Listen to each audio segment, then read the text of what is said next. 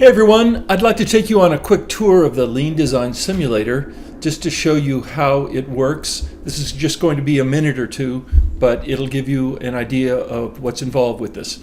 So you start with your data file to build your simulation model, and it's just a macro-free Excel worksheet that you see here on the screen, and there are various tabs. So you define your flows, set of sequential steps, how many of those, your products or entities that are going to be flowing through your model, and then what resources are required to do the work within your model.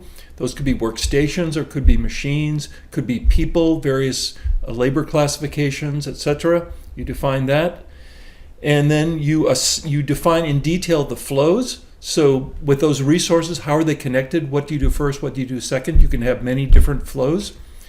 And then you define the process times. So for each process and product combined, how long does it take? What's the machine time? What is the labor time to do that work? And then you have your production schedule. So here's the sequence. So what are the products and in which order do you want to build them and how many? And that's really all you need. So when you get familiar with what is required, it doesn't really take very long to build these models. So let's switch over then and go to the simulator itself. So Lean Design Simulator, this is in the Lean Design Studio. This is available to all members of the Lean Design Studio. And you choose your input file. So I'm going to choose the same one. And it's a bicycle factory. So bicycle factory simulation. So I open it and it loads in really just a fraction of a second. And then I just click on the simulate button, and what it's going to do is check the file, make sure that it's a valid file. There are no data entry errors. It's going to prompt me to enter a warm-up time, so I'm going to put in, let's say, 20 minutes of warm-up, and let's run it for 300 simulation minutes and use variable times. So run, and it runs that model very quickly. Actually just takes a few seconds, even for fairly large models, and gives you these results. So order completed 194 in this bicycle factory simulation.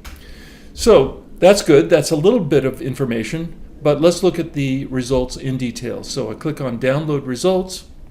It's going to go back to Excel and open a results file, another Excel file, again on your local computer.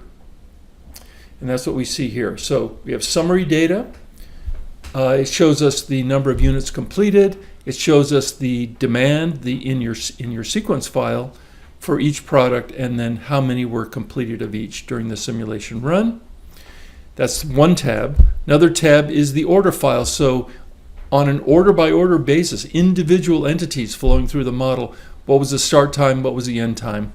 So what was the throughput time for each of those? And then probably most useful is the resource tab, where it shows you by resource.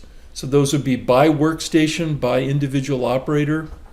It shows you how many entities were processed, and what percent were these resources busy versus waiting versus blocked versus traveling or moving versus idle or not doing anything. So this is extremely valuable to look at utilization. And we want to make sure that we not only achieve the throughput we want, but a high level of utilization. So basically, you would be running through a series of experiments, making changes to your model to improve it, run the simulator, check your results, and do that as an iterative process.